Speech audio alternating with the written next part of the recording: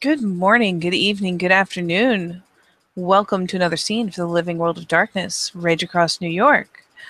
Now, the Fianna have gathered briefly at the Shrine to Stag to present an offering to their totem, and in the wake of that have returned to the Fianna Castle, bringing the great golden antler back across and putting it in a place of prestige.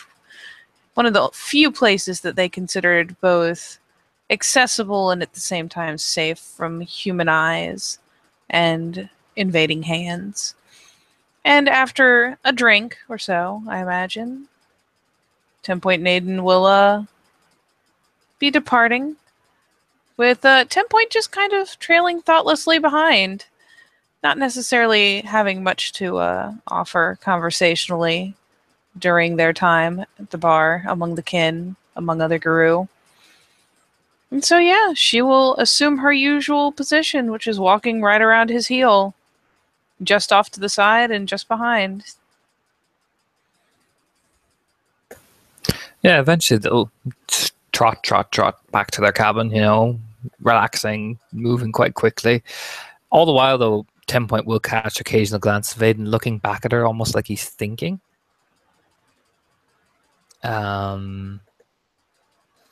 And then eventually, when they get to the porch of the cabin, Aiden will stop and sit down on it and look up at her. You don't seem like yourself, 10 Point.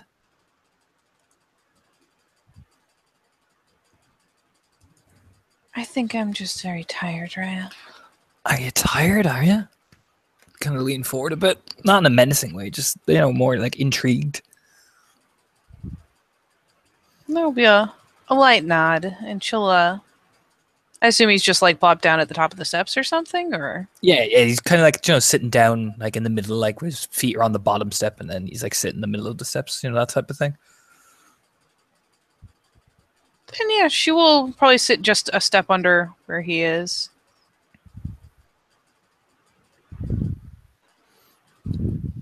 We did a lot of work today, didn't you? A lot of work?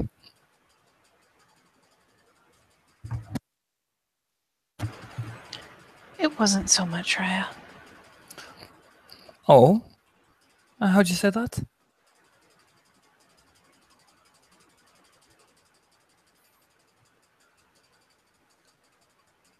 I did little more than give chase and then move to its head.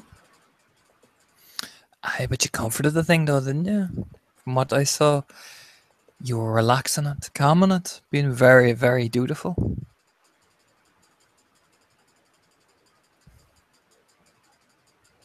I did my best, Raya. Thankfully, it was enough. I've noticed that though about you. You always do your best. I do try, Raya.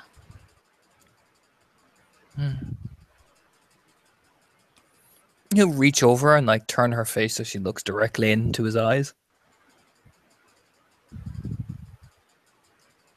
Oh, he succeeds. She just doesn't have the wherewithal to really protest.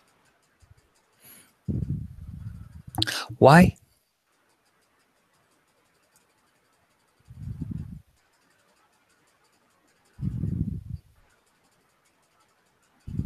She blanks kind of for a second.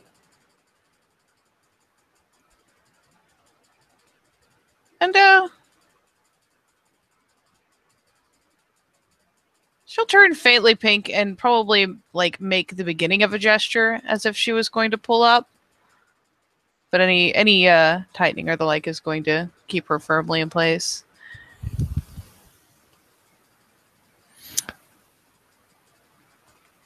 It's what's expected, Raya.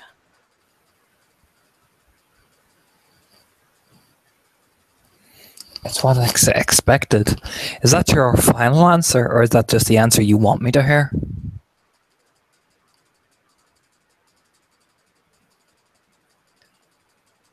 She visibly reconsiders.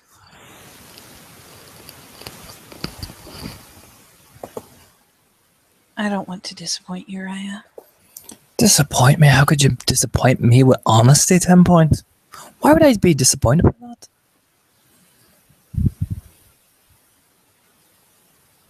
I meant And why? Ah, come on now, 10 Point. Don't you know me long enough? And that hand was slowly kind of, the faint nails that trained on her cheek, not in an aggressive way, almost very soft.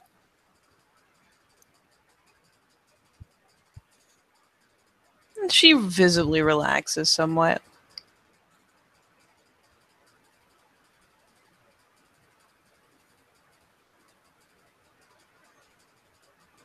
She'll even lull her head a bit into the hand at that point.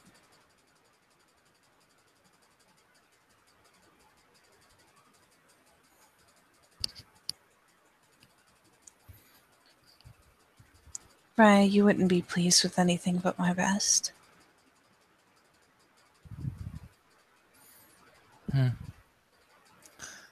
See, that's why I like you, 10 Point.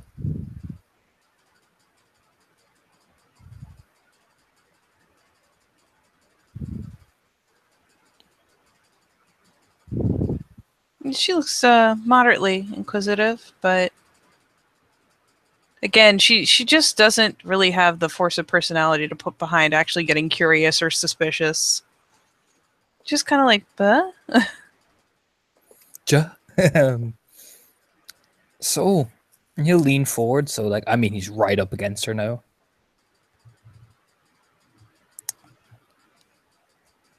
Do you see what I did for you there today?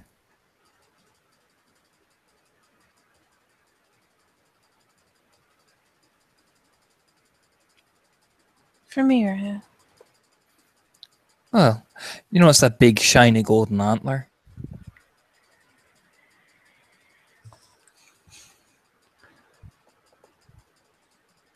Of course, Raya.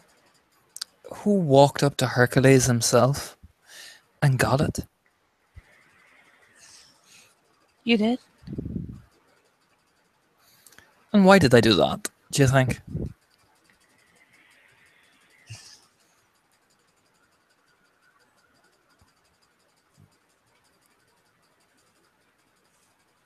And with that zero subterfuge, she may have guesses, but she just kind of finally lowers her eyes.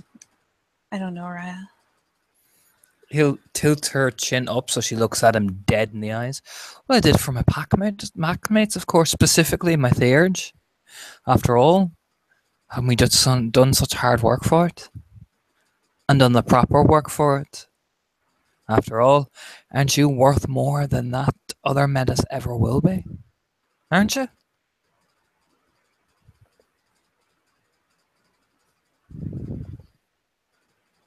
There's a little bit of a, not quite a full-on sputter, but something like that to a lesser degree. She goes, "Thank you, Raya." Well, you didn't answer my question. Are you better than her?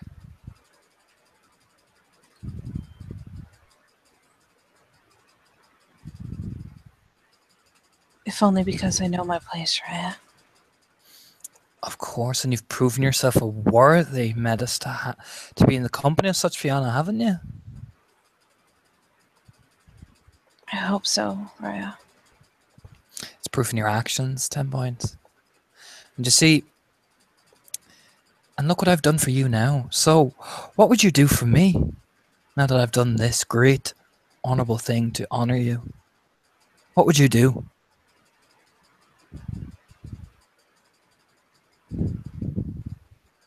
She's left kind of casting about for ideas, though the inevitable answer comes up fairly quickly. Whatever you asked of me, Raya. Really now? Whatever I asked of you? That's a tall order. Of course, Raya. Whatever I asked of you. So if I asked you to cut off your hand, would you do that?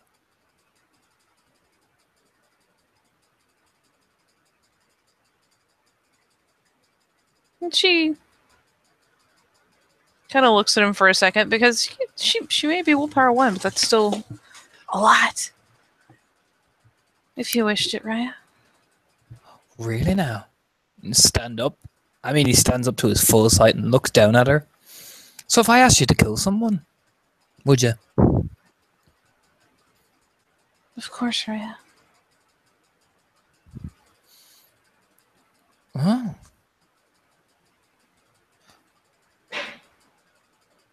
You smirk a bit. That's not what I want. You do know what happened, right? And how much pain and frustration it caused me.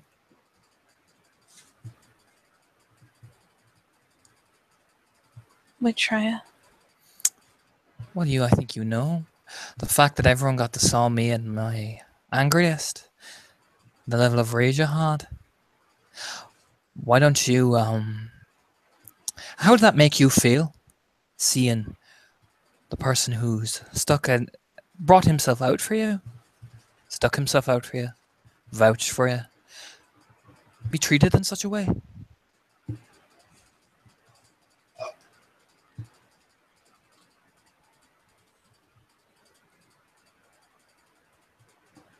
It was terrible, Raya. This is why I started working on Shinlo. He deserves no better than the worst that I ever saw as I was learning. Of course. But a man must have his due, shouldn't he?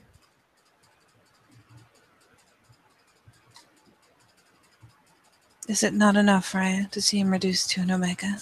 No, it's not. Is it? After all, he'll smirk, almost the corner of his lip will smile. I know the one thing that'll destroy him above all of being an Omega.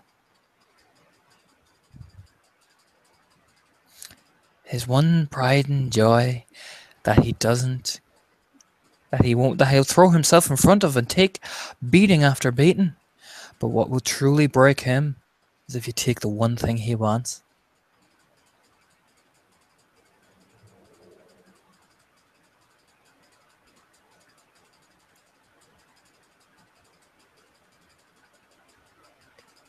And you want me to take it, Raya? Why don't you put it somewhere where he'll never find it again? Somewhere deep. Somewhere where the Galliard wouldn't really want to know where to go. And make sure that it's no ties to us. In fact, why don't you put it somewhere that might make our pack look in the best light, after all, since we're the ones that would help him look for it and eventually find it.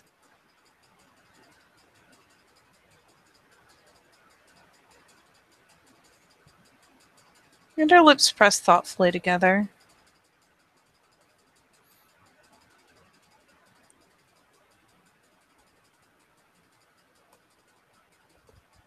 And this is what you want, Raya. This is what I want. After all, didn't William White do a very similar trick to you? You learn, you see. And he'll learn never to make an enemy out of me again. And for those weeks that he drives around the Sept in agony, I'll sit there and I'll smile. Because in the end, you never make Aiden Lynch your enemy. Because I'll take the one thing you have and I'll take it away while you watch. And you'll never know it was me.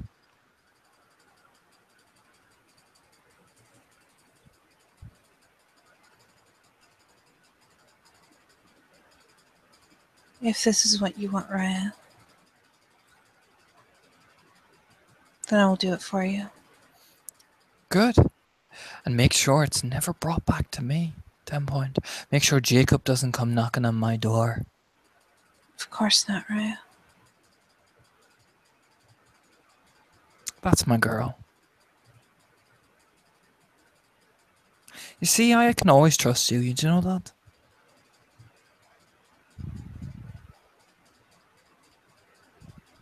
Thank you, Raya.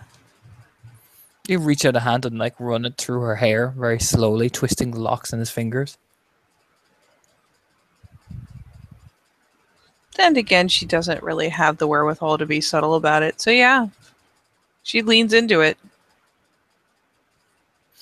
Because after all, we got good lamentations to maintain, don't we?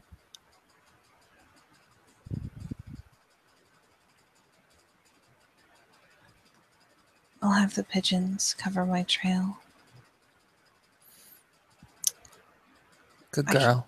Can't stop them from using the rite of the questing stone to find it, but I can make sure it's not tied to us.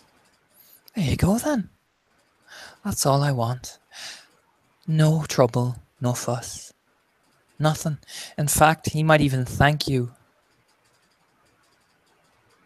for you being the one to suggest it. He'll smile wickedly.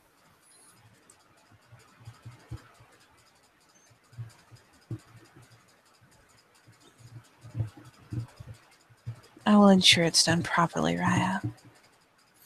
Why don't you keep this a little secret between us two? Just our little secret, 10 point. Of course, Raya. I don't think Banshee needs to hear about this, do you? And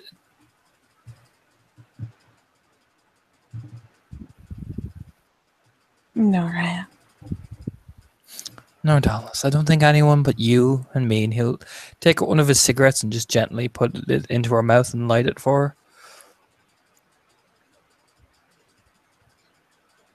And yep. Now the 10 point is smoking. He'll look at her deep as like the smoke gives him this really kind of hazy look. And who are you most loyal to, 10 point? Out of everybody, who's taking care of you the most? You have, Raya. Very good. Very, very good. Now get some rest. You look like you're going to need it. You got a busy day ahead of you. There's a tiny obedient nod, and Why don't you make sure Dallas puts you in the right shape? Make sure you do that. I want you fully aware when you're doing this task. Do you understand? of course, Raya. That's my girl. He will ruffle her hair very gently, look up and see his wife waving at him, and he'll smile and put his hands in his pockets and walk in whistling. And 10 point and her cigarette. She takes a fairly long draw off of it. Will make the admittedly fairly short trip over to the direction of the Wormfoe's cabin and the great rock in front of it, surrounded by its flowers.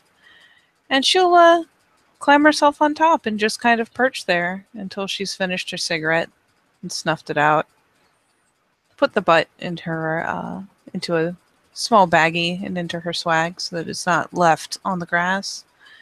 And yeah, we'll curl up on top of the rock for the night. And with that, I dare say we're good. Yes? Yes, as Aiden will just put his arms around his wife and, give that very loving smile with this evil little grin on his face. I think that's the perfect place to end it. So thank you, players, for playing and watchers for watching. And we'll see you next time on Living World of Darkness, Rage Across New York.